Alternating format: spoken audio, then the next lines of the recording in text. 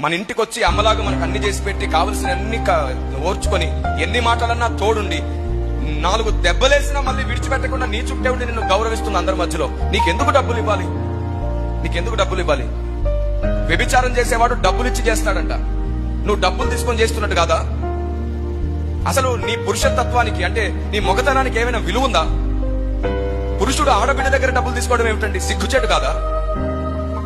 అసలు నువ్వు నిజంగా పురుషుడవేనా అనే ప్రశ్న వేసుకోవాలి. అప్పుడు నిజంగా మనం పురుషులమైతే ఆడబిడ్డ డబ్బు కాదు, మనమే ఆడబిడ్డకు రిటర్న్ ఇవ్వగలగాలి. అదే న్యాయం.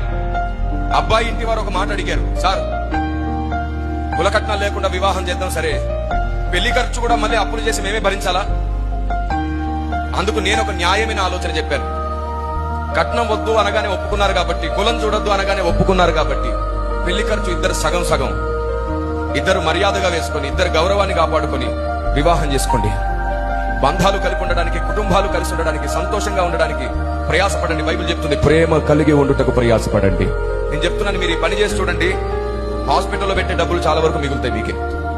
ఎందుకంటే నా దేవుడు తన ఆరోగ్యకరమైన రెక్కల కింద మిమ్మల్ని కాపాడతాడు. న్యాయం చేసేవాడికి ఆయన ఎప్పుడు దూరంగా ఉండేవాడు కాదు. Praise the lord.